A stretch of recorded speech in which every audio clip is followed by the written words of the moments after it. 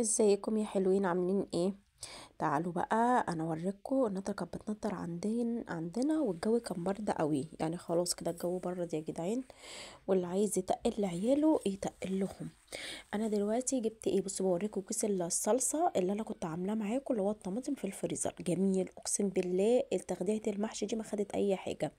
دلوقتي انا حطيت ايه؟ حطيت بصل، محدش يقول لك كميه كبيره، وبرده البصل مطحون. يعني الخضره عندي جاهزه، البصل عندي جاهز، الطماطم عندي جاهز، كل التلاته دول جاهزين عندي في الفريزر، جاهزين. يعني المحشي ما ياخدش منك 10 دقايق تكوني مخلصه. حطيت كميه البصل ديت، وحطيت ملح، حطيت كمون، حطيت فلفل اسود، حطيت كزبره ناعمه، حطيت شطه، وهقلب كله على بعض. هعمل ايه بقى؟ هحط دلوقتي نصه في الزيت، ونصه التاني هقول لكم هعمل بيه ايه. ده احلى محشي ممكن تاكليه. ربنا يخليك يا رب، يا امي يديك الصحه والعافيه يا رب، ويخليكم يا رب امهاتكم كلهم. قولوا امين يا رب العالمين. واللي امه ميته ربنا يرحمها ويسامحها. دلوقتي بص انا هعمل ايه. انا حطيت زيت، شويه زيت كده حلوين، وهحط نص التتبيله اللي انا عملتها معاكم دلوقتي، اللي هو البصل والملح والكمون والكزبره وشويه شطه اللي حابب يعني. هحط ايه دلوقتي؟ ده بابريكا، انا حاطه بابريكا. وهبدا ان انا اشوحهم كدهوت من غير ما احمر البصل. طبعا المحشي في ناس اصلا بتحط كله ني في ني، فانا مش هعمل كله ني في ني، فاللي هو برضو مش هحمر البصل. وبعد كده كيس الصلصه عندي جاهز، مش هحط عليه ولا نقطه ميه. يعني التسبيكه بتاعه المحشي، الكيس اللي انا خدته من الفريزر مش هحط عليه ولا نقطه ميه. انا هحط كده هوت، واحط عليه بس باكو صلصه، مع اني اساسا هو مش محتاج والله ان الطماطم دي عليها بنجر، بس انا شايله البنجر زي ما انا وريتكم في الفيديو، مش ضرباه في الخلاط معي، مجرد بس بينزل لون.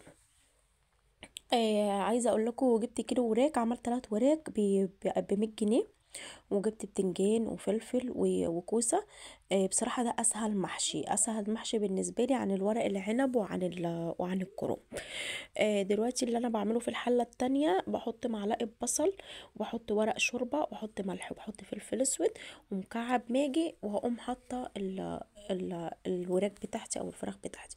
دلوقتي حطيت ايه؟ حطيت نص ماجيه بس في التغذيه. انا عامه بحب الماجي في اي اكل. انا عارفه في ناس كتير ما بتحبوش، وفي ناس كتير بتقول مش حلو، فلا، ده حلو. في حد تاني كتب لي وقال لي ان الماجي دوت مقاطعه.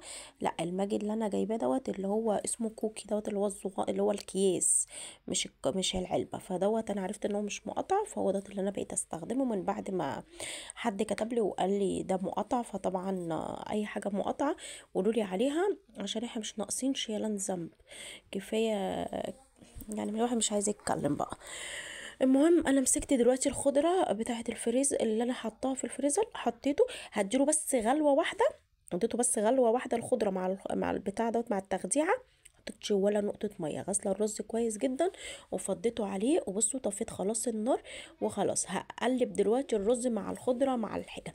النص بقى البصل اللي انا قلت لكم عليه، البصل اللي انا متبلاه بالملح والفلفل الاسود والكزبره والكمون، هحطه في الاخر خالص. يعني خلاص انا طفيته دلوقتي على النار، وهقلبه معاه.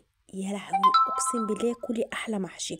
ورق عنب بعمله كده، كرنب بعمله كده، بمبار بعمله كده، هوت اي نوع محاشي انا بعمله كده. اقسم بالله الطريقه دي جميله جميله جميله بجد، لا حلوه. يعني اللي هو كمان بتسويلك المحشي على فكره بسرعه. يعني البصله النيه ديت بتسويلك المحشي بسرعه جدا، ما بتخلوش ياخد وقت على البوتاجاز. بصوا والله العظيم الكاميرا ظلمه. بصوا لونه احمر وتحفه، والخضره صغننه وجميله ومخضره، وما اسودتش خالص، والله ما اسودت خالص، وجميل جدا. وتاخدي الخضره دي من السنه للسنه.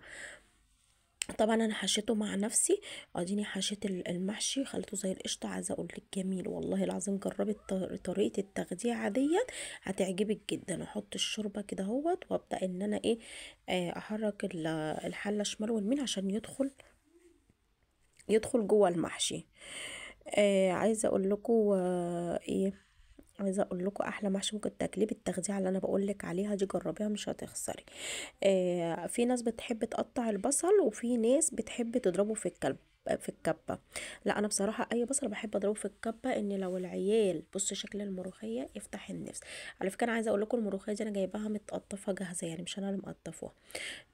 كنت مستعجله والعيال جايين من المدرسة، فجبتها بصراحة متقطفة كده، بس جميلة وحلوة قوي. كنت هقول لكم بالله عليكم اللي اتفرج على الفيديو ما ينسى يعمل لي لايك ويعمل لي متابعة للقناة، ويقول لي كلمة حلوة، واللي بيعمل التغذية بطريقة تانية